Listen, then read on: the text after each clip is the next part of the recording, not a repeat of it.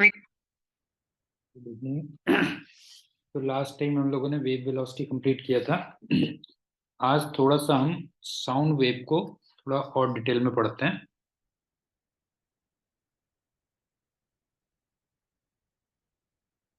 Sound oblique longitudinal wave.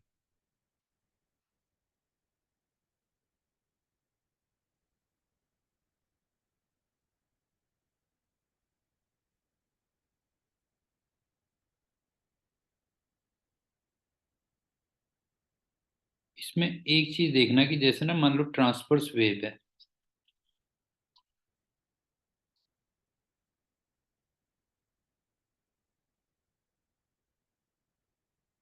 इसमें तो कुछ ऐसा होगा कि जैसे वेव इधर को जा रही है, ठीक है।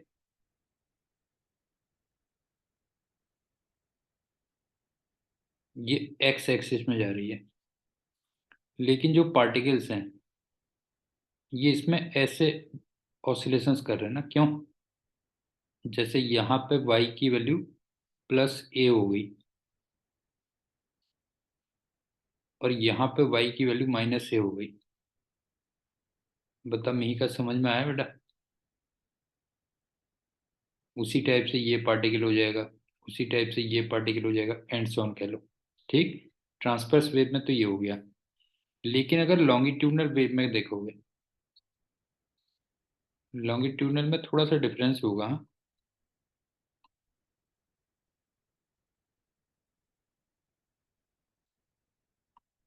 मान लो वेव इधर को जा रही है, मैं कलर चेंज कर देता हूँ तब थोड़ा और क्लियर होगा। अब मान लो ये वाले पार्टिकल की मीन पोजीशन ये है, ये मीन पोजीशन है, तो ये तो ऐसे ऑसिलेट करेगा ना। समझ में आया? ये y की value plus A by two आ जाएगी, प्लस ए सॉरी, और ये y की वैल्यू माइनस ए होगी, पता?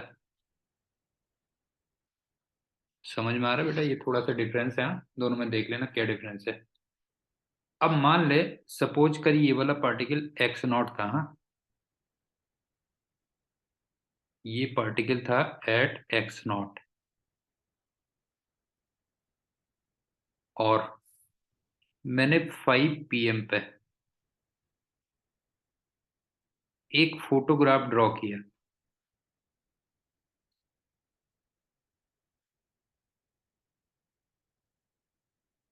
और फोटोग्राफ तुम्हें याद होगा वाई एक्स ग्राफ होता था, क्यों? और सपोज करो वो कुछ इस टाइप से था,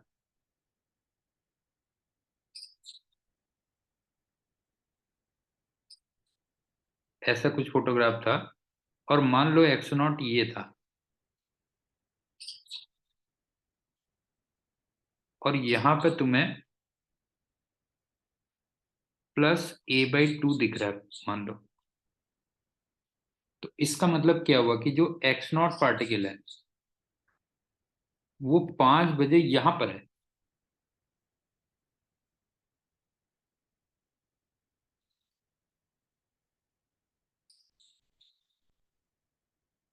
एट 5 PM।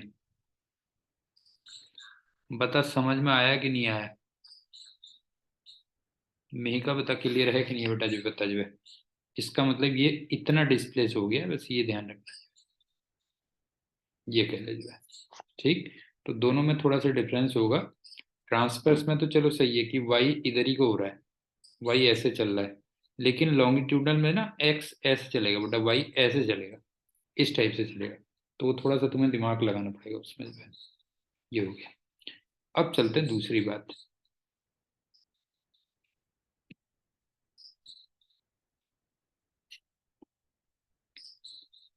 तुम्हें याद है मैंने बताया था कि जब साउंड वेव ट्रेवल करती है, साउंड या लॉन्गिट्यूडनल वेव कुछ भी कह लो, साउंड या लॉन्गिट्यूडनल वेव,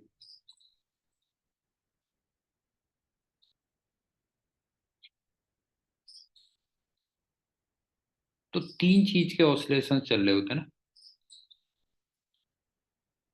वाई के, प्रेशर के, और डेंसिटी के, ये 3 ऑसिलेशन चल रहे होते हैं। क्यों?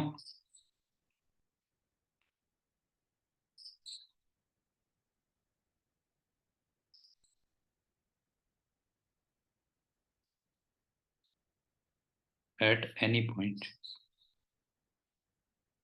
बता, क्लियर है? जैसे ये ये ये ये ये अब देखो यहाँ पे प्रेशर बढ़ गया, कम हो गया, बढ़ गया, कम हो गया, तो डेंसिटी भी बढ़ गई फिर कम हो गई, बढ़ गई, कम हो गई। क्लियर है? बताओ, जो 3 ऑसिलेशन चलेंगे ना, वाई के, प्रेशर के और डेंसिटी के। ठीक, इसका मतलब क्या हो गया? इसका मतलब 3 इक्वेशंस बनेंगी। क्यों? तुम्हें 3 इक्वेशंस मिलेंगी। एक तो वाई की मिलेगी और वो फंक्शन ऑफ एक्स टी होगी। इसी टाइप से एक प्रेशर, या कई बार डेल्टा पी भी कहेंगे, अभी बताऊंगा इसको, ये भी फंक्शन ऑफ एक्स टी होगा।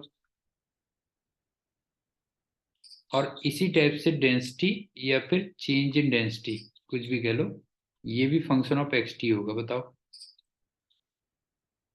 3 इक्वेशंस बनेंगे कि नहीं बनेंगे? बता दे।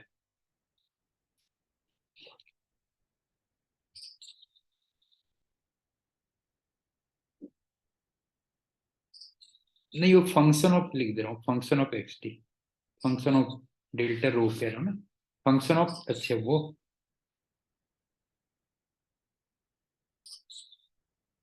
बता, क्लियर है? बता जो है कि 3 इक्वेशंस बनेंगी ना। मतलब एक सिंपल सी बात है कि अगर कहीं पे भी कोई मोशन हो रहा है, मान ले, देखना ध्यान से देखना, अगर कहीं भी कोई मोशन हो रहा है तो नॉर्मली उसमें तुम्हें 3 इक्वेशंस मिलती हैं, एस टी, वी टी और ए टी। और ये तीनों की तीनों आपस में रिलेटेड होती हैं। क्यों? नहीं, ये तीनों की तीनों आपस में रिलेटेड होती हैं। किससे? डिफरेंशिएशन से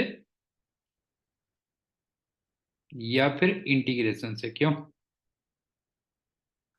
होती कि नहीं होती, मतलब जो है। तो इसी टाइप से क्या होगा कि लॉन्गिट्यूडनल अगर कोई भी वेव है, लॉन्गिट्यूडनल अगर कोई भी वेव है, तो उसमें भी तुम्हें 3 इक्वेशंस मिलेंगे। Y function of x t, 1 कह दे रहा हूं, ठीक है। इसी टाइप से पी या delta P, another another function of x T. और रो या delta row, third function of x T. बता, ये क्लियर हुआ या नहीं हुआ बेटा? बता कि अगर कोई भी मोशन है तो उसमें 3 इक्वेशंस होती हैं, एस टी, वी टी और ए टी, और वो आपस में डिफरेंशिएशन या इंटीग्रेशन से रिलेटेड होती हैं। इसी टाइप से अगर कोई लॉन्गिट्यूडनल वेव है तो उसमें भी 3 इक्वेशंस बनेंगे। ठीक, अब चलते हैं तीसरी बात।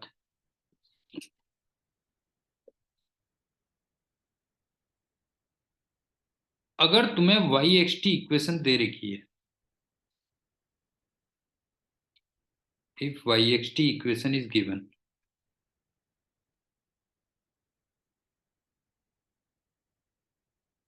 देन you can make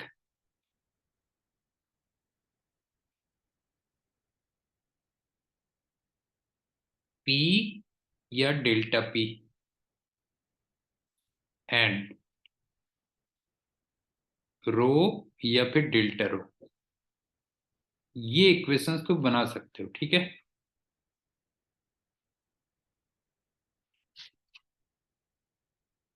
और कैसे बना सकते हो? Using the relation.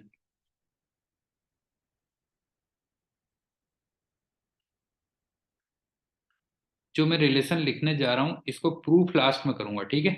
इसको प्रूफ लास्ट में करेंगे, पहले उसका एप्लीकेशन कर लेंगे। तो जो डेल्टा पी होगा वो माइनस बी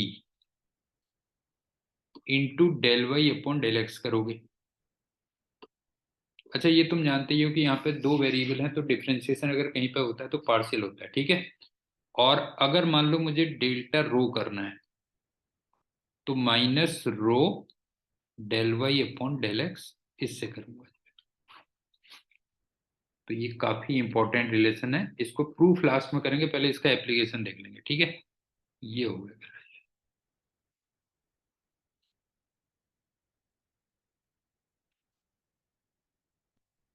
बी यहाँ पे बल्क मॉडुलस है, ध्यान रखना।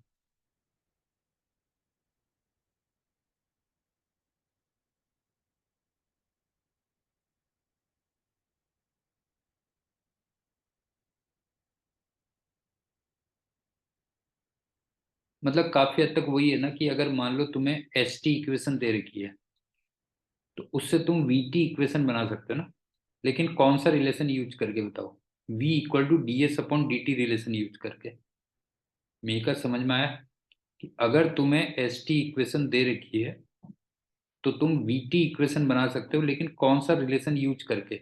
We equal to d s upon d t, ये रिलेशन यूज करके। तो एग्जैक्टली मैं यहाँ पे कह रहा हूँ कि अगर तुम्हें वाई एक्स टी इक्वेशन दे रखी है, तो तुम फिर डेल्टा पी या डेल्टा रो इक्वेशंस फॉर्म कर सकते हो। कौन सा रिलेशन यूज करके? Delta P equal to minus B del Y upon del X, और delta rho equal to minus rho del Y upon del X. अच्छा, एक बात बताओ, इसमें से मैंने ये बता दिया अगर, तो फिर ये तो बिल्कुल सेम ही है ना। केवल बी क्या होगा बताओ जो है, बी इज रिप्लेस्ड बाई, क्यों?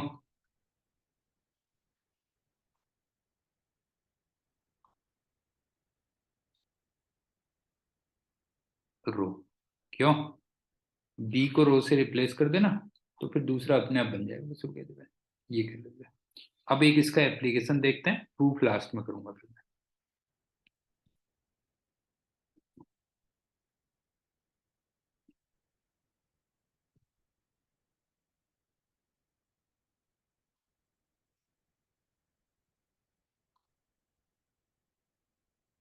Late y equal to a sine omega t minus k x, ये दे रखा है, ठीक है।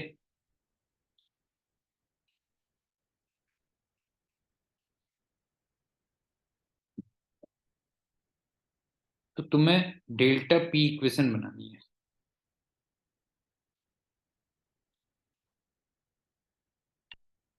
अब देखो, अगर मैं del Y upon del x करूं,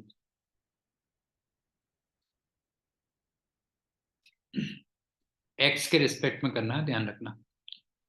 तो साइन की जगह कॉस आ जाएगा, और माइनस के से मल्टीप्लाई हो जाएगा।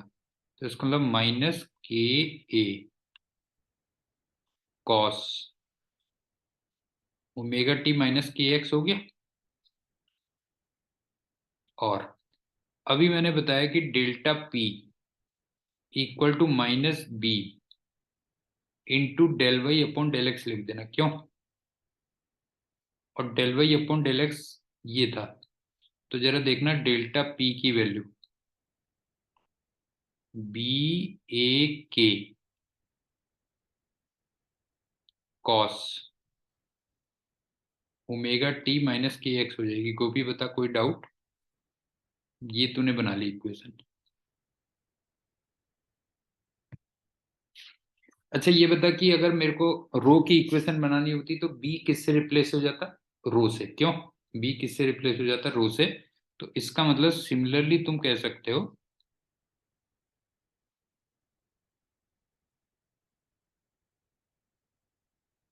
जो डेल्टा रो इक्वेशन होती वो बन जाती रो ए के कॉस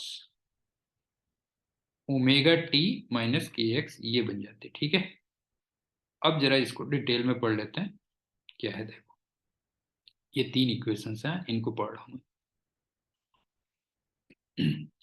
इसमें से इसको पढ़ रहा हूँ। अब लिख रहा हूँ इंपॉर्टेंट पॉइंट्स।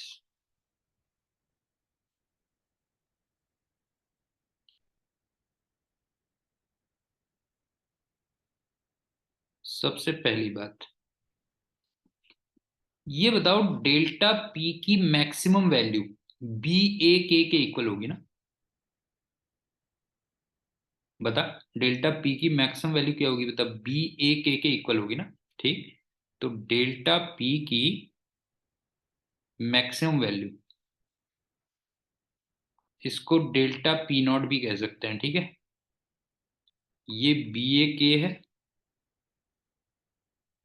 और इसको कई बार हम प्रेशर एम्पलीट्यूड भी कहते हैं। प्रेशर एम्पलीट्यूड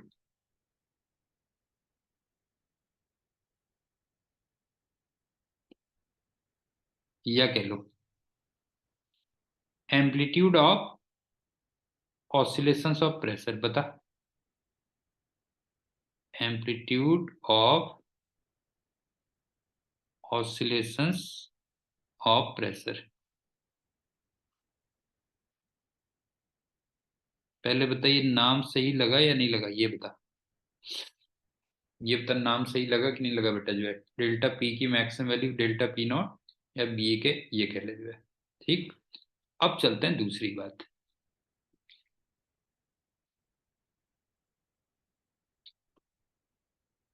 अगर नॉर्मल प्रेशर पी नॉट है,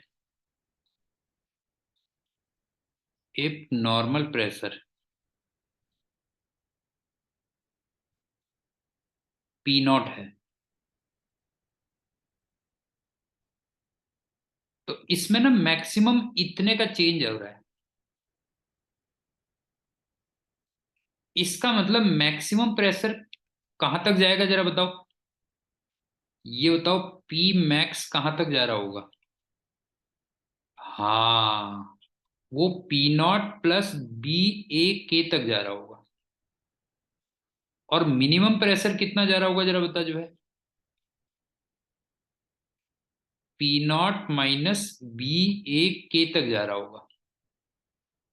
इसका मतलब प्रेशर इन दोनों के बीच में ऑसिलेट कर रहा है, बस हो गया। क्यों, बता। देयरफॉर प्रेशर ऑसिलेट्स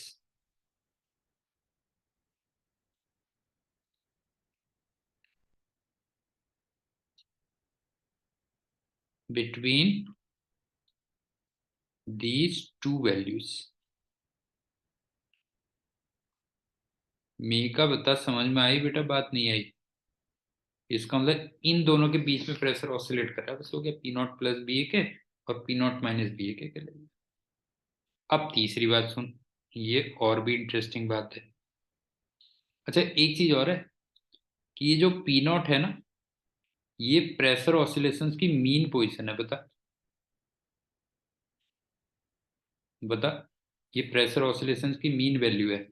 और ये जो P not plus B a के है, या फिर P not minus B a के है, ये प्रेशर ऑसिलेशंस की क्या है बताओ। ये एक्सट्रीम पोजीशंस हैं, बस हो गया। समझ में आ गया, बता जो है। ये एक्सट्रीम पोजीशंस हो गई, ये कह ले जो है। अब एक चीज और देखो, ये बताओ वाई एक्स टी तो साइन इक्वेशन है, और डेल्टा पी और डेल्टा रो कॉस इक्वेशंस है। बता, वाई तो साइन इक्वेशंस है और डेल्टा पी और डेल्टा रो कॉस इक्वेशंस है। क्यों, वाई तो साइन इक्वेशन है, लेकिन डेल्टा पी और डेल्टा रो ये कॉस इक्वेशंस हैं। इसका मतलब क्या हुआ बताओ जो है। इन दोनों में कितने का फेज डिफरेंस है, जरा बताओ। डेल्टा फाइव कितना है बताओ जो है, ये 90 डिग्री का है। और 90 डिग्री का फेज डिफरेंस का मतलब क्या होता है बताओ जो है। 90 डिग्री के फेज डिफरेंस का मतलब होता है कि अगर वाई, हाँ, अगर वाई मीन पोजीशन में है, समझ में आया बताओ। अगर वाई मीन पोजीशन में है, तो फिर तुम प्रेशर या डेंसिटी कुछ भी कह लो, ये कहां पर होगा जरा बताओ जो है। एक्सट्रीम पोजीशन में होगा। बता, क्लियर है कि नहीं है। कि 90 डिग्री के फेज डिफरेंस का मतलब होता है कि अगर वाई मीन पोजीशन में है, तो पी या रो क्या होगा, एक्सट्रीम पोजीशन में होगा। लेकिन ये दोनों की दोनों कॉस इक्वेशंस हैं। इसका मतलब इन दोनों का आपस में फेज डिफरेंस कितना है जरा बता। हाँ, इन दोनों का आपस में फेज डिफरेंस 0 डिग्री है। इसका मतलब सेम फेज में है, क्यों?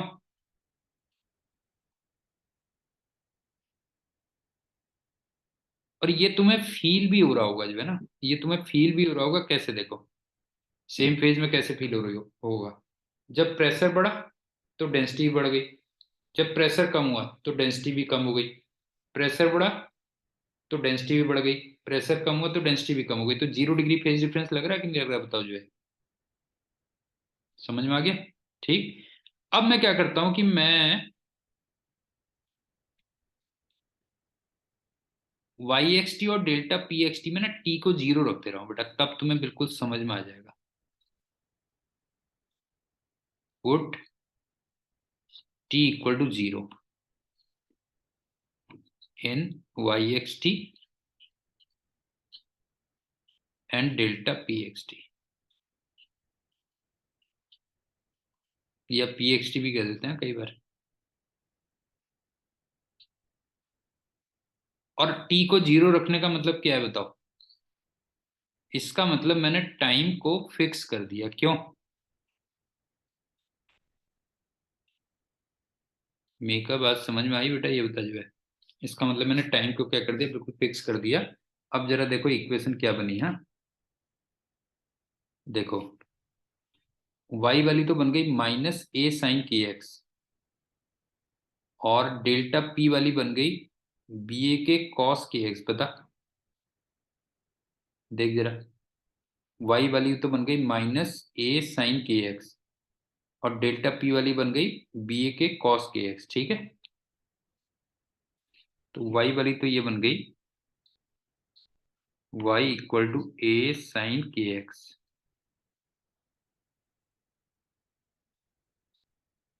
माइनस, सॉरी, और डेल्टा p वाली बन गई बी ए के कॉस के एक्स।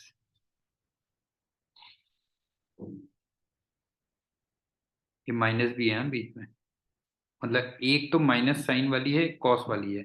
तो देख अब तुम्हें बिल्कुल क्लियर हो जाएगा इससे।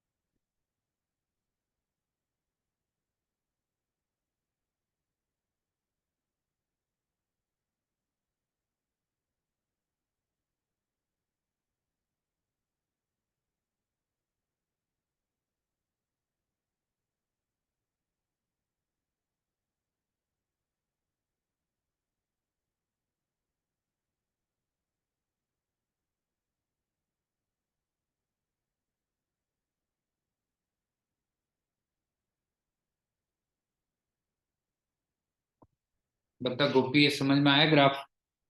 ये बता, वाई एक्स ग्राफ समझ में आया?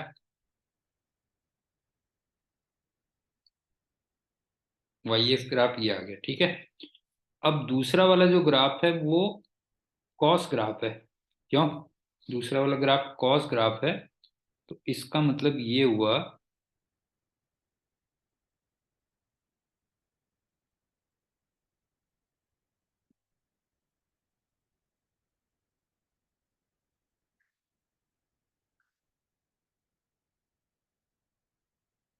बता।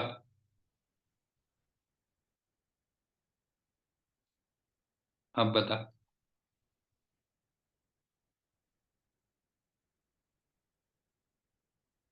ये समझ में आया कि नहीं आया? बता, ये कॉस ग्राफ है। मेहिका, बता बेटा, समझ में आई बात कि नहीं आई? बता जो है। क्लियर हो गया ना? ये देख, कॉस ग्राफ बन रहा है, ये कह ले। और वो λ/4 का है। ये पूरे का पूरा मैंने ना एक लैम्डा के इक्वल बनाया था। ये पूरे का पूरा मैंने एक लैम्डा के इक्वल बनाया।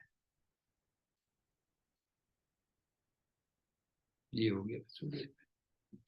ये कह ले। ठीक। अब देख, इंटरेस्टिंग बात और देखते हैं। हाँ, इसमें भी और इंटरेस्टिंग बातें हैं। जैसे इज, अच्छा, ये t = 0 पे चल रहा है। ये जो भी चल रहा है वो t = 0 पे चल रहा है। ये बता कि इस जगह पे y की वैल्यू 0 है ना? मतलब ये ऐसे कह ले, कहाँ पे बेटा ये जो है x = λ/2 पे कह रहा हूं मैं। क्यों? तो ये बता, x = λ/2 पे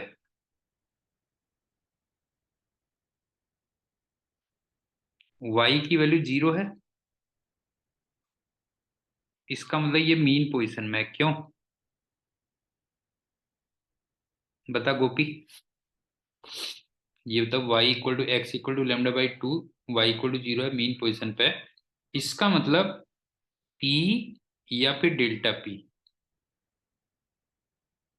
ये किसी एक एक्सट्रीम पे होना चाहिए था ना?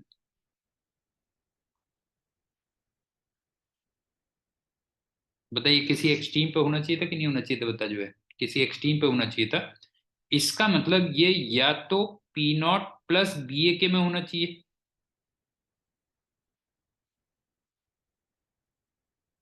और या P0 - BAK में होना चाहिए। क्यों? बता गोपी, ये क्लियर है कि नहीं है? बता जो है, P0 - BAK में होना चाहिए। लेकिन ये यहाँ पे देख, कौन से वाले में है बेटा? जरा देख यहाँ पे क्या है। ये है ना, ये x = 0, ये दिख रहा होगा, देख तेरे को ये दिख रहा होगा। ये कहाँ पर है बेटा जो है? ये यहाँ पर है। दिख रहा है? बता जो है, ये यहाँ पे है। अब इसका भी देख, मैं रीजन बताता हूँ कि इसका रीजन क्या है। ठीक। ये -BAK में क्यों है? जैसे देखना, इसके बगल वाले पार्टिकल को अगर देखेगा तो इसका डिस्प्लेसमेंट तुझे प्लस में दिख रहा होगा।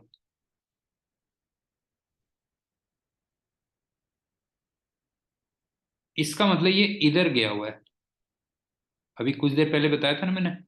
और इसके इधर वाले पार्टिकल का डिस्प्लेसमेंट देख, ये माइनस में दिख रहा होगा। तो ये इधर गया हुआ है। तो अब जरा बता, ये इसके बगल वाले पार्टिकल, ये इधर गया हुआ है, और ये पार्टिकल इधर गया हुआ है।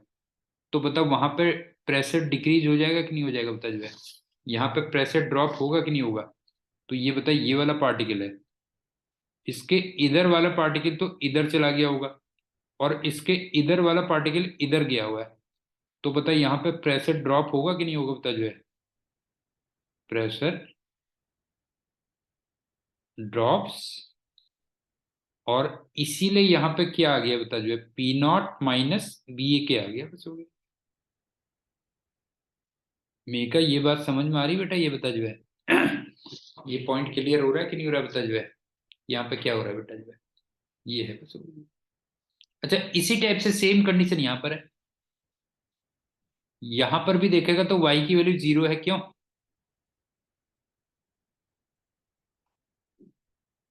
इसका मतलब ये मीन पोजीशन पे है,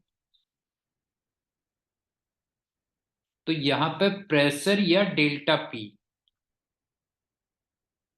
ये एक्सट्रीम पोजीशन में होना चाहिए।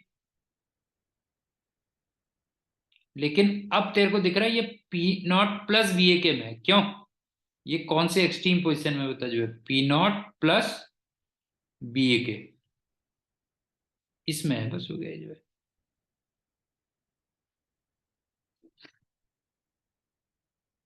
और क्यों है P not plus B a के में, देख, क्योंकि इसके बगल वाला जो पार्टिकल है इसका डिस्प्लेसमेंट तेरे को प्लस में दिख रहा होगा, इसका मतलब ये इधर को आया हुआ है। और इसी टाइप से मैंने यहां पे नहीं बनाया था, ये इधर आया होगा, तो इसका मतलब इसका प्रेशर क्या हो गया होगा बता, जो है इस जगह पे प्रेशर क्या हो जाएगा, बढ़ जाएगा, बस हो गया जो है। गोपी, बता बेटा, तेरे समझ में आई बात, नहीं आई बता जो है, पॉइंट क्लियर हुआ कि नहीं हुआ? ठीक है, ये है। और एक चीज और दे सकता है, जैसे ये वाले पार्टिकल को अगर मैं देखूं, ये बता ये वाला पार्टिकल का डिस्प्लेसमेंट अभी कितना है, इसको कुछ भी कह दे, X equal to lambda by four पे है, हाँ, ध्यान रखना बेटा जो है, X equal to lambda by four पे जो पार्टिकल है उसका देख डिस्प्लेसमेंट माइनस ए दिख रहा होगा। क्यों? इसका मतलब वो एक्सट्रीम पोजिशन पे है। क्यों?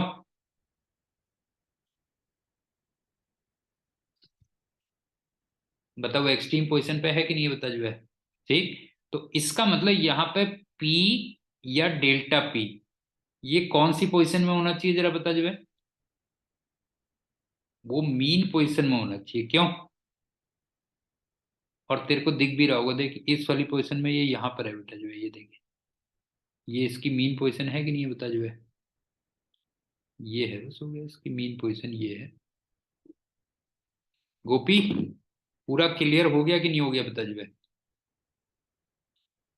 पूरा क्लियर है ना, कि लॉन्गिट्यूडनल वेव के साथ में तीन इक्वेशन से एसोसिएटेड होती हैं, Y x T, delta P x T या P x T, delta rho X T या रो एक्स टी। और अगर वाई एक्स टी इक्वेशन दे रखी है तो उससे मैंने तुमसे कहा कि तुम डेल्टा पी एक्स टी या फिर delta rho X T equation form कर सकते हो, किस रिलेशन को यूज करते हुए, delta P equal to minus B del Y upon del X, या delta rho equal to minus rho del Y upon del x.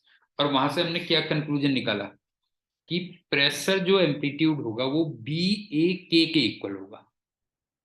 इसका मतलब अगर नॉर्मल प्रेशर पी नॉट है, मतलब मीन पोजीशन पी नॉट हो गई, तो वो मैक्सिमम तो जाएगा P not plus B a के तक, और मिनिमम जाएगा P not minus B a के तक। इसी टाइप से डेंसिटी में हो जाएगा रो प्लस रो ए के, और रो माइनस रो ए के, इसके बीच में डेंसिटी वेरी करेगी। समझ में आ गया? ठीक है। अच्छा, एक चीज और ध्यान रखना, कि ये जो बी ए के है ना, वो बहुत स्मॉल आता है, ध्यान रखना, कहीं ऐसा नहीं तुम सोचो बहुत बड़ा आता है, मतलब फिफ्थ तुम ये कह सकते हो,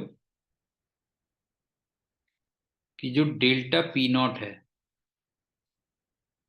या फिर डेल्टा पी की जो मैक्सिमम वैल्यू है या बी ए के, ये काफी छोटा होगा, हाँ, ध्यान रखना पी नॉट से। क्यों? अगर एक बात बता, मान ले प्रेशर में बहुत ज्यादा चेंज आ जाएगा तो तुम्हारे कान नहीं फूट जाएंगे बेटा, ये बता जो है। क्यों? अगर प्रेशर में बहुत ज्यादा चेंज आ गया तो तुम्हें प्रॉब्लम होगी कि नहीं होगी, बता जो है। ठीक है, तो इसका मतलब जो चेंज होगा ना, चेंज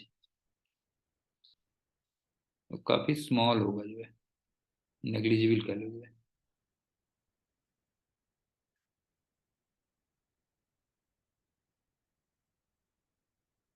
ये, अब जरा मैं उसका प्रूफ कर देता हूं, कि delta P equal to minus B del Y upon del x कैसे आया। ये प्रूफ भी बड़ा कंसेप्चुअल है।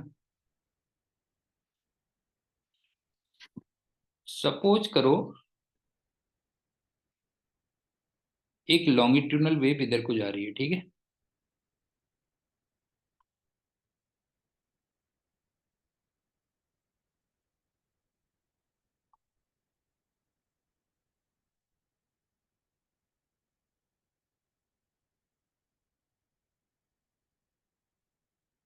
अब इसमें मैं कोई से दो सेक्शन लेता हूँ, हाँ। मान लो एक x है और एक x प्लस डेल्टा x है, और इसका एरिया मान लो, area of cross section s दिया हुआ है।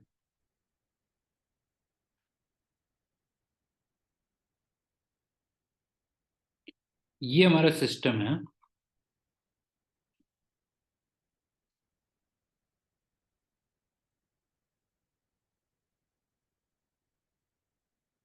जिसमें हम फिजिक्स अप्लाई करेंगे, ध्यान रखना जो है। ये हमारा सिस्टम है। तो एक बात बताओ, ये लेंथ डेल्टा एक्स हो गई है,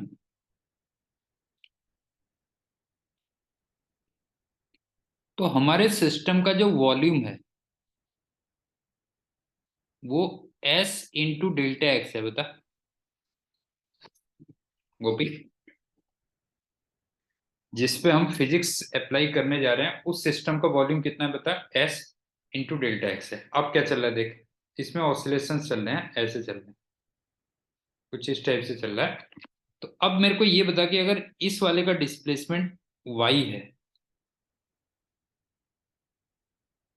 तो इसका कुछ डिफरेंट होगा। ये मान ले y प्लस डेल्टा y हो जाता है सपोज कर। समझ में आ रहा है क्या कह रहा हूं मैं?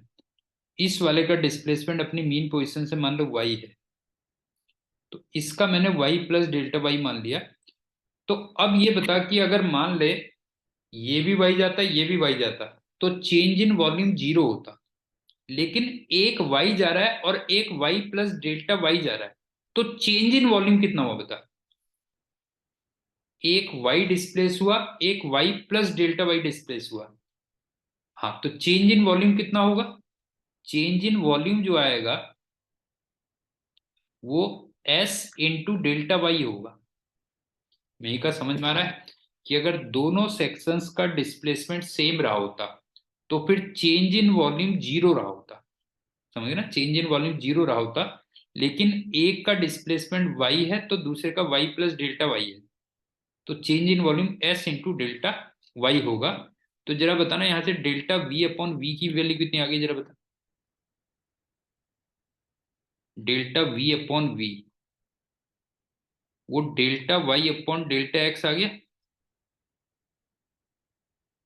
या इसको मैं del Y upon del X कह दूं।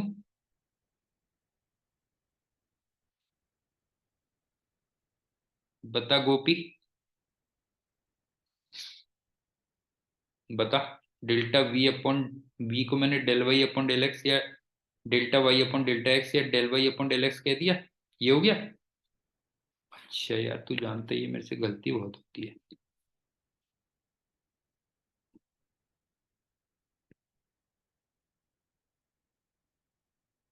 अच्छा, डेल्टा वी अपॉन वी को मैं वॉल्यूमेट्रिक स्ट्रेन कह दूं। ये बता, इसको मैं वॉल्यूमेट्रिक स्ट्रेन बोल दूं। अब तुम्हें एक रिलेशन याद है, bulk modulus equal to minus delta p upon delta v upon v होता था, याद करो। याद आ रहा है बल्क मॉडुलस का रिलेशन, याद आ रहा है bulk modulus equal to minus delta p upon v होता था। तो इसका मतलब डेल्टा पी कितना हो गया जरा बता जो है। डेल्टा पी हो गया minus bulk modulus into volumetric strain. और वॉल्यूमेट्रिक स्ट्रेन हमने कितना फाइंड कर लिया, बताओ। वॉल्यूमेट्रिक स्ट्रेन हमने कितना फाइंड कर लिया, del Y upon del x कर लिया। तो इसका अंदर डेल्टा पी की वैल्यू कितनी आ गई बता जो है। डेल्टा पी की वैल्यू आ गई minus B del Y upon del X आ गई, बस हो गया। ये प्रूव हो गया। गोपी, समझ में आया बेटा नहीं आया बता जो है। क्लियर हो गया? ये हो गया क्लियर। वो डेंसिटी वाला छोड़ देना। ठीक। अब यहाँ पे छोटा सा एक कंसेप्ट ये है, उसी से कहानी स्टार्ट होती है ना। कंसेप्ट देखो क्या है।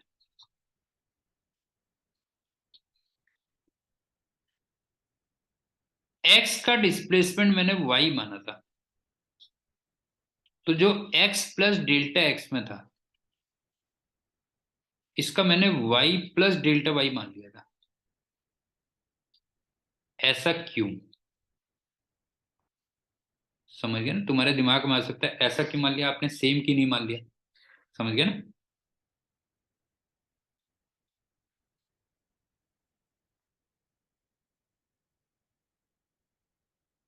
ये तुम्हारे दिमाग में आ सकता है ना? हाँ, काफी हद तक सही कह रहा है। एक्चुअल में क्या है ना बेटा, हम लोग साइन वेव की बात कर रहे हैं, क्यों? हम साइन वेव की बात कर रहे हैं। तो साइन वेव में जो वाई एक्स ग्राफ होगा, ये बता कुछ ऐसे होगा।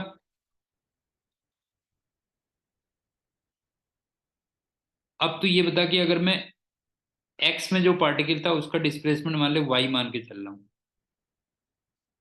तो जो एक्स प्लस डेल्टा एक्स में होगा, उसका वाई प्लस डेल्टा वाई है कि नहीं है, बता, जो है डिफरेंट है कि नहीं है?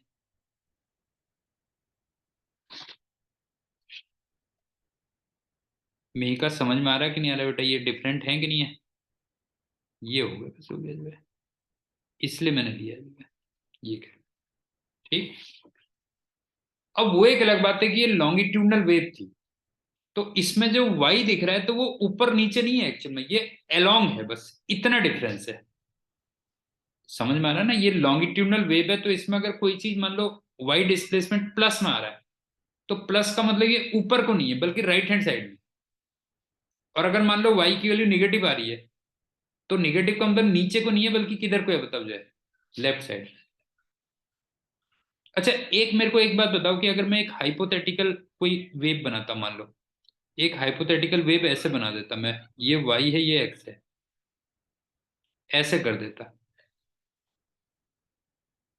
तो बता इसमें क्या होता? At all places, at all points,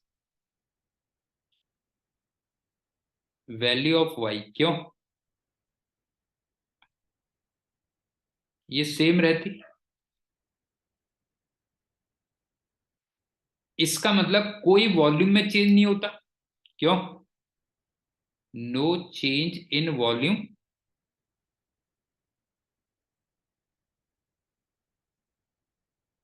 और जब वॉल्यूम में कोई चेंज नहीं होगा तो ऑब्वियस सी बात है, नो चेंज इन प्रेशर और डेंसिटी। गोपी समझ में आ गया कि अगर मैं हाइपोथेटिकल इस टाइप की कोई वेव बना देता, मान लो इस टाइप की बना देता, तो इसका मतलब क्या है कि सारे पॉइंट्स पे वाई की वैल्यू सेम है, मतलब डिस्प्लेसमेंट सेम है, तो फिर वॉल्यूम में कोई चेंज नहीं होगा। और जब वॉल्यूम में कोई चेंज नहीं होगा तो ऑब्वियस सी बात है फिर प्रेशर और डेंसिटी में कोई चेंज होगा, फिर वहां पे कोई चेंज नहीं होगा। तो ये साउंड वेव के बारे में थोड़ा सा और डिटेल थी। अब हम चलते हैं principle of superposition, then interference and beats, ये सारी चीजें पढ़ते हैं।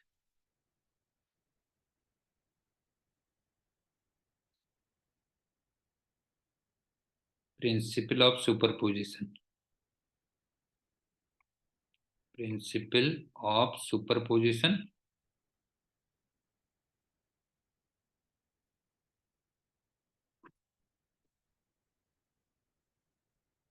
नहीं, अभी भी नहीं होगा बेटा,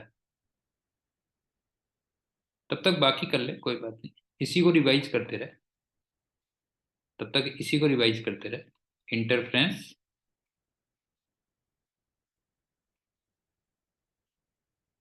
और बीट्स,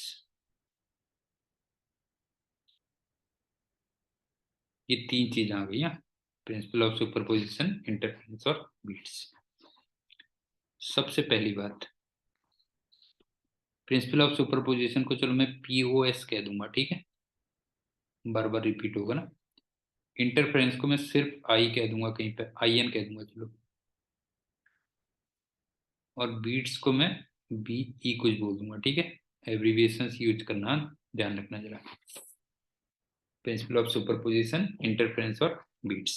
सबसे पहले चलते हैं पीओएस।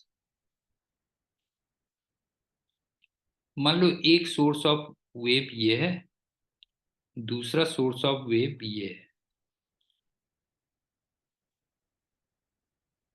और ये कहीं पे ना मीट हो रही है बेटा जो है,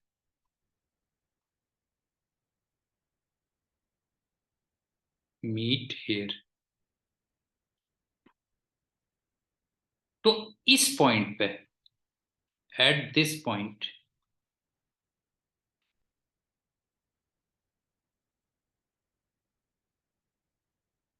net displacement from mean position या फिर वाई, ये y1 प्लस y2 के इक्वल आता है। ये प्रिंसिपल ऑफ सुपरपोजिशन है।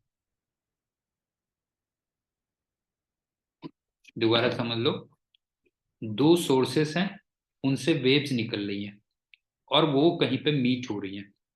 तो उस पॉइंट पे, किसी भी टाइम पे, at this point, at any time, ये और लिख दे रहा हूं, एट एनी टाइम,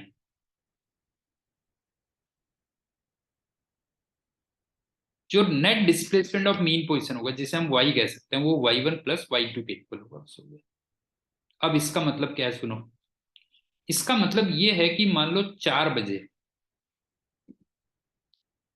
इस वेव के अकॉर्डिंग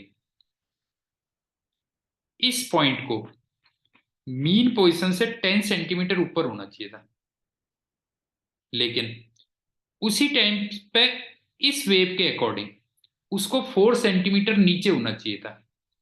तो इसका मतलब 4 बजे ये कहां पे होगा बता जाए, 6 सेंटीमीटर ऊपर होगा, बस हो गया। हाँ, अब समझ में आ गया इसका क्या मतलब है जो है, कि एक वेव कह रही है कि 4 बजे उसको मीन पोजीशन से 10 सेंटीमीटर ऊपर होना चाहिए था, और दूसरी वेव कह रही है कि 4 बजे उस पॉइंट को 4 सेंटीमीटर नीचे होना चाहिए था। तो इसका मतलब 4 बजे क्या होगा, वो 6 सेंटीमीटर ऊपर होगा, बस मीन पोजीशन से। मेरे ख्याल से क्लियर होगा ना प्रिंसिपल ऑफ सुपरपोजिशन क्या है। ठीक है, अब चलते हैं दूसरी बात,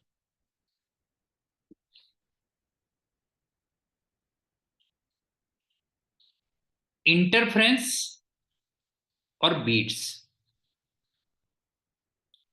ये दोनों ऐसे फिनोमिना हैं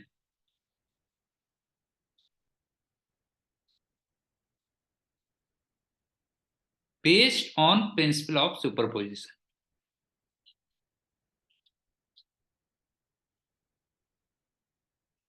समझ में आ रहा है, फिजिक्स के दो फिनोमिनन है, इंटरफ्रेंस और बीट्स। वो मैंने तुमसे कहा कि प्रिंसिपल ऑफ सुपरपोजिशन पे बेस्ड होते हैं। अब तुम कहोगे based on principal of superposition का मतलब क्या है। इसका मतलब यह है कि दो या दो से ज्यादा वेव्स कई सारे पॉइंट्स पे मीट हो रही है, और हर पॉइंट्स पे हम लोग वही इक्वेशन लगा रहे हैं, y equal to y1 plus y2, बस ये कह लो। वो भी, ये बात भी समझ में आ गई।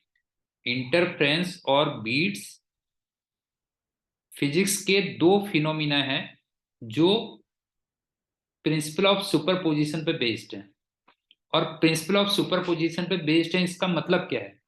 इसका मतलब यह है कि दो या दो से ज्यादा वेव्स कई सारे पॉइंट्स पे मीट हो रही हैं, ठीक।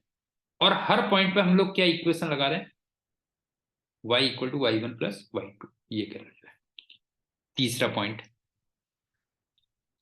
आगे चल के ना हम लोग दो चीजें पढ़ेंगे बेटा जी। एक तो पढ़ेंगे Young's double slit experiment, Young's double slit experiment.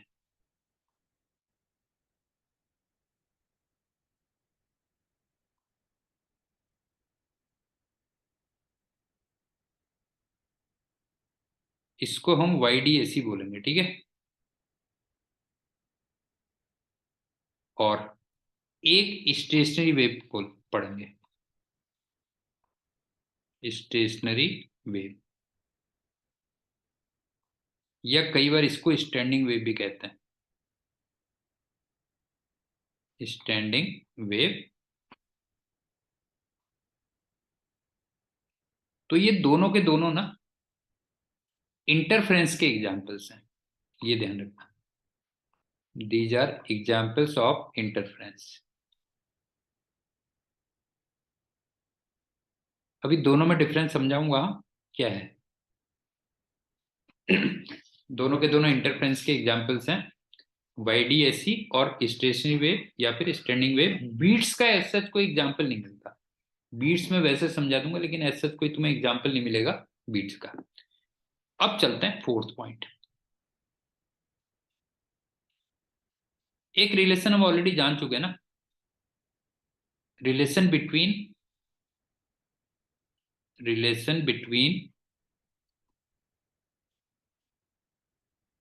Path difference and phase difference.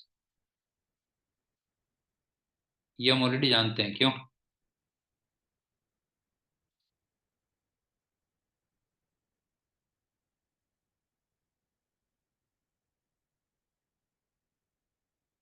याद आ रहा है डेल्टा फाई, ये इसको मैं सिर्फ फाई कह दूंगा कुछ, हाँ। ये तुम्हें याद आ रहा है बेटा, 2 pi upon lambda into delta x होता था। इसको भी यूज करेंगे क्यों को भी। और 2 पाई अपॉन लेमडा को हम के से दिखाते थे, तो इसका मतलब के इंटू डेल्टा एक्स। ये रिलेशन भी हम बहुत यूज करने वाले हैं आगे चल के, ध्यान रखना। ये हो गया। अच्छा, इसमें फिर तुम्हें याद होगा यूनिटरी मेथड भी लगाते थे ना, कि फॉर एग्जाम्पल ऐसे करता था मैं, तुम्हें याद होगा। जैसे मान लो मैं यहाँ पे डेल्टा एक्स लिख लूंगा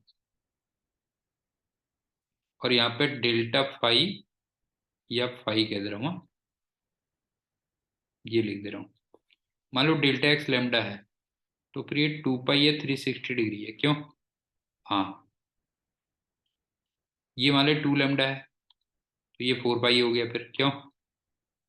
ये मान लो लेमडा/2 है, तो 180 डिग्री हो गया। ये लेमडा/6 है, तो ये 60 डिग्री हो गया, एंड सो ऑन। तो मेरे ख्याल से इसमें भी कोई प्रॉब्लम नहीं होनी चाहिए, क्यों? यहां तक भी क्लियर होगा ना? अब क्या है, सुनो। मतलब इसका मतलब ये हुआ ना, देख जैसे ध्यान से देख, ये है और ये है, हाँ ध्यान से देखना बेटा, ये ऐसे आए। जस्ट एक एग्जांपल बता रहा हूँ। ये मान लो डिस्टेंस ट्रेवल करके आया लेमडा/2, और ये डिस्टेंस ट्रेवल करके आई लेमडा। तो बता इन दोनों के बीच में यहाँ पे कितने का पाथ का डिफरेंस कितना है, बता। ये बता पाथ का डिफरेंस कितना है, d2 - d1। नहीं, अबे d2 - d1 लेमडा/2 है। पाथ का डिफरेंस कितना है, एक लेमडा/2 ट्रेवल करके आई है, दूसरा लेमडा ट्रेवल करके आई है, तो पाथ का डिफरेंस कितना है, लेमडा/2। इसका मतलब फेज का डिफरेंस कितना है, डेल्टा फाई या फाई कितना है इसमें, बता जो है। ये फिर 180 डिग्री है। समझ में आया कि नहीं आया, क्या मतलब है इसका? समझ में आ रहा है कि मान लो एक वेव लेमडा डिस्टेंस ट्रेवल करके आई है, दूसरा लेमडा/2 ट्रेवल करके आई है, तो इसका मतलब पाथ का डिफरेंस तो लेमडा/2 है, तो फेज का डिफरेंस 180 डिग्री है। और 180 डिग्री का मतलब तुम्हें याद है, बिल्कुल आउट ऑफ फेज होता है बेटा। 180 डिग्री का मतलब याद आ रहा है, वो आउट ऑफ फेज होता है, बिल्कुल बिल्कुल उल्टा चल रहे होते हैं, क्यों? ये हो गया, चलो गया। अब चलते हैं फिफ्थ पॉइंट। ये बहुत इंपॉर्टेंट है, हाँ?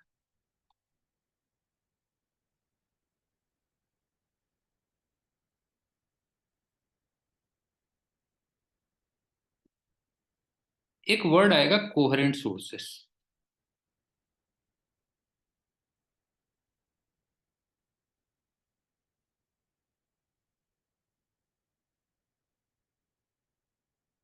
जैसे ना मान लो एक वेव यहां से आई, एक वेव यहां से आई, और ये यहां कहीं मीट हुई,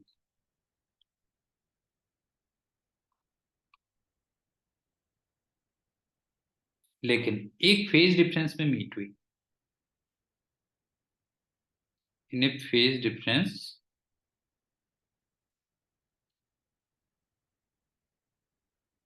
से फाई।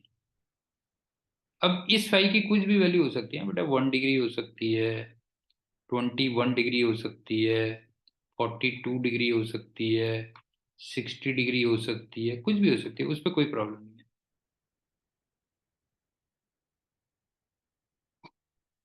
अगर फेज डिफरेंस कांस्टेंट रहे तो फिर ऐसे सोर्सेस को हम कोहेरेंट सोर्सेस कहते हैं। मतलब 1 डिग्री हो कोई बात नहीं, लेकिन हमेशा 1 डिग्री रहे। 21 डिग्री हो तो कोई बात नहीं, लेकिन हमेशा 21 डिग्री रहे। पॉइंट समझ में आ गया कि नहीं आ गया बताओ जो है। फेज डिफरेंस कितना है उसमें कोई प्रॉब्लम नहीं है, लेकिन फेज डिफरेंस को कांस्टेंट होना चाहिए उस पॉइंट पे। If phi equal to constant,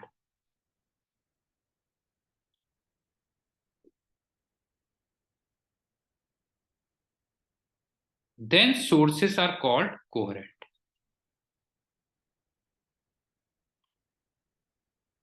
Mika समझ में आया कि नहीं आया? दो वेव्स एक पॉइंट पे मीट हो रही हैं और उनमें वहां पे एक फेज का डिफरेंस है। फेज डिफरेंस कितना है उससे कोई फर्क नहीं पड़ना, लेकिन जो भी हो फिक्स रहना चाहिए फिर। तो ऐसे सोर्सेस को हम लोग क्या बोल देते हैं? कोहेरेंट बोल देते हैं। ठीक है, अब चलते हैं 6 पॉइंट।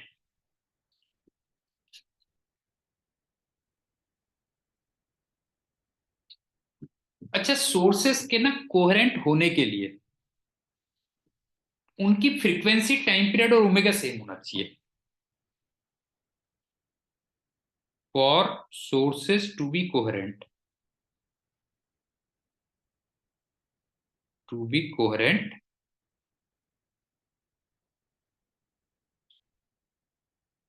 फ्रीक्वेंसी, ओमेगा और टाइम पीरियड ये सेम होना चाहिए फिर।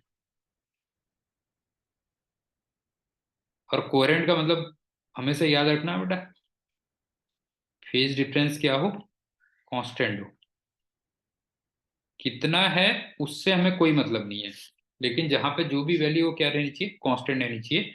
और वो तभी हो पाएगा जब हमारी फ्रीक्वेंसी, ओमेगा और टाइम पीरियड क्या होंगे? कौन सेम रहेंगे दोनों सोर्सेज के।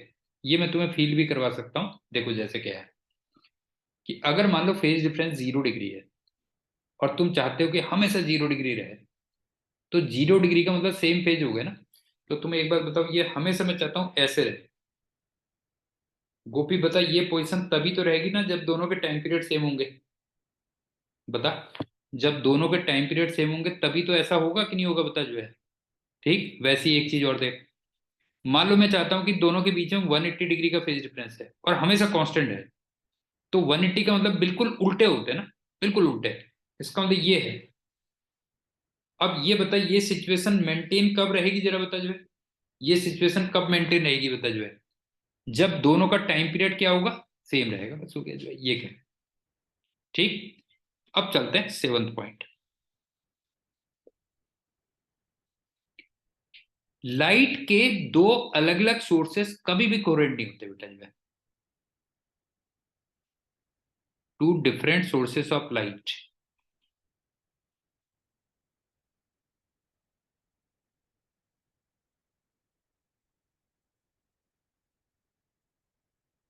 Are never coherent.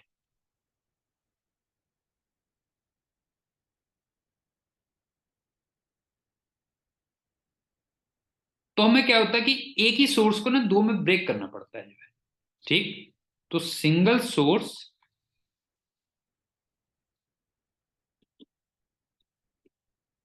एस, इसी को आप दो पार्ट्स में ब्रेक करते फिर आगे, S1 और S2 में।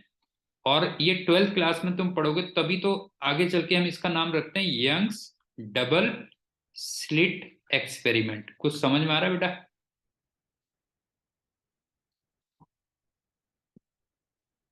लाइट के दो अलग अलग सोर्सेस कभी भी कोहेरेंट नहीं होते।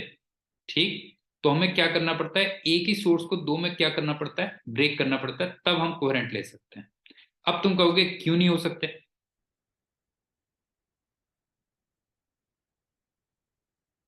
तुम्हें लास्ट लेक्चर याद है कि मैंने जो फ्रीक्वेंसी ऑफ लाइट बोली थी बेटा जो है, वो करीब करीब 10⁻14 हर्ट्ज इस ऑर्डर की थी। याद आ रहा है? और ये बहुत ज्यादा है, वेरी हाई। अब इतनी ज्यादा फ्रीक्वेंसी में synchronisation of two different oscillations, वो पॉसिबल नहीं है बेटा जो है। दोबारा देख लो, at such a high speed,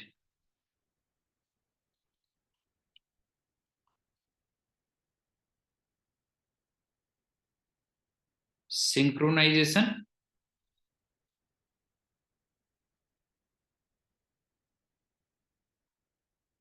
of two oscillations, of two oscillations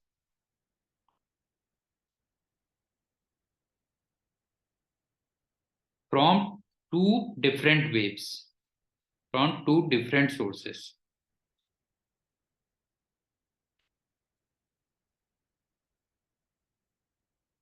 ये पॉसिबल नहीं है। रीजन बताता हूँ कैसे, देख गोपी।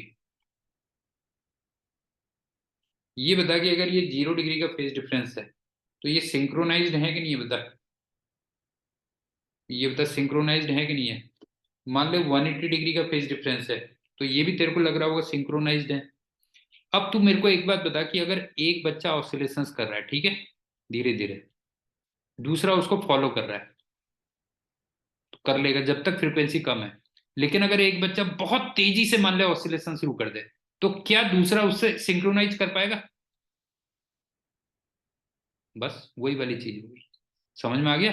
अब जैसे मैं 1 घंटा पढ़ता हूँ बेटा जो है, मान ले, तो तूने भी पढ़ लिया 1 घंटा, मैंने 2 घंटे पढ़े मान ले, या 1 घंटे में मान ले मैंने जो है ऐसे समझ कि 10 पेज पढ़े, तूने भी पढ़ लिए। नहीं, सर सही ढंग से लाता हूँ थोड़ा।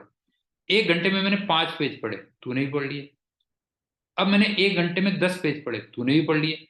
समझ गया ना। तू सिंक्रोनाइज कर रहा है। अब मान ले 1 घंटे में मैं 100 पेज पढ़ू, तू कर लेगा बता मेरे साथ, ये कर ले, कर पाएगा ये बता जो है। अगर मान ले मैं 1 घंटे में 100 पेज पढ़ जाऊं बेटा जो है, ये बता जो है, तू पढ़ लेगा बता जो है, नहीं कर पाएगा ना। तो वही वाली चीज आ गई कि इतनी हाई फ्रिक्वेंसी में जो सिंक्रोनाइजेशन है वो पॉसिबल नहीं है। ये कह लीजिए। मीका बता समझ में आया कि नहीं आया। ये पॉइंट क्लियर हुआ कि नहीं हुआ कि लाइट के दो अलग अलग सोर्सेस क्यों कोहेरेंट नहीं हो सकते। क्योंकि अगर बहुत ज्यादा हाई फ्रिक्वेंसी होगी तो एक सोर्स दूसरे के साथ में सिंक्रोनाइजेशन नहीं हो पाएगा उसका जो है। ठीक है। अब चलते हैं 8th पॉइंट। आगे चल के हम जो इंटरफेरेंस पढ़ेंगे ना, इसमें सोर्सेस को कोहेरेंट होना चाहिए बेटा जो है।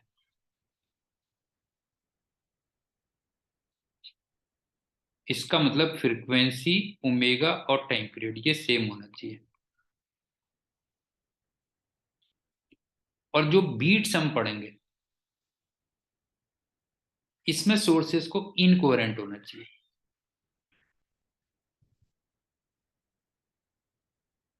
इसका मतलब फ्रीक्वेंसी, ओमेगा और टाइम पीरियड ये डिफरेंट होना चाहिए।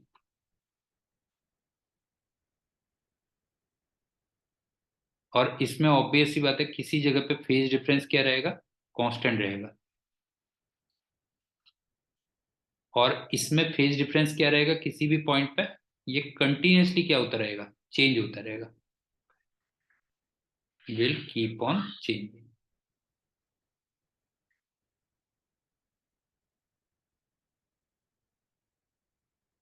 एक बार सारी चीजें रिपीट कर दे रहा हूं, सुन लो। प्रिंसिपल ऑफ सुपरपोजिशन क्या था। एक वेव कहती है कि 4 बजे उस पॉइंट को मीन पोजीशन से 10 सेंटीमीटर ऊपर होना चाहिए था। और दूसरी वेव कहती है कि उसी पॉइंट को 4 बजे मीन पोजीशन से 4 सेंटीमीटर नीचे होना चाहिए था। तो उसका जो net displacement from mean position होगा 4 बजे, वो 6 सेंटीमीटर अपवर्ड्स होगा। इंटरफ्रेंस और बीट्स ये दो फिनोमिनन है जो प्रिंसिपल ऑफ सुपरपोजिशन पे बेस्ड है। और प्रिंसिपल ऑफ सुपरपोजिशन पे बेस्ड का मतलब यह है कि दो या दो से ज्यादा वेव्स कई सारे पॉइंट्स पे मीट होगी। और हर जगह पे हम एक ही इक्वेशन लगाएंगे, y = y1 + y2 अप्लाई करेंगे। उसके बाद मैंने तुमसे कहा कि एक फेज डिफरेंस और पार्ट डिफरेंस में हम ऑलरेडी रिलेशन पढ़ चुके हैं कि पता लगा एक वेव लेमडा डिस्टेंस ट्रेवल करके गई और दूसरी वेव वहीं पर पहुंची λ/2 डिस्टेंस ट्रेवल करके।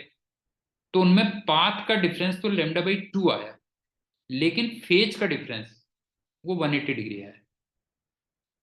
और फिर मैंने बताया कि 2 पॉइंट, मान लो 2 वेव्स किसी पॉइंट पे मीट हो रही है और वहां पे फेज डिफरेंस कुछ भी है, 1 डिग्री 2 डिग्री कुछ भी है, लेकिन जो भी हो कांस्टेंट है, तो ऐसे सोर्सेस को हम कोहेरेंट सोर्सेस कहते हैं। और कोहेरेंट सोर्सेस के लिए कंफर्म है कि फ्रीक्वेंसी ओमेगा और टाइम पीरियड सेम होना चाहिए। और सिंस लाइट की फ्रीक्वेंसी बहुत ज्यादा होती है, तो उतनी हाई फ्रीक्वेंसी पे दो अलग अलग सोर्सेस से जो वेव्स फॉर्म हो रही है, वो ऑब्वियसली बात है सिंक्रोनाइज नहीं कर सकती। तो इसका मतलब लाइट के दो अलग अलग सोर्सेस कभी भी कोहेरेंट नहीं हो सकते। तो हमें एक ही सोर्स को क्या करना पड़ेगा, दो में ब्रेक करना पड़ेगा। ठीक।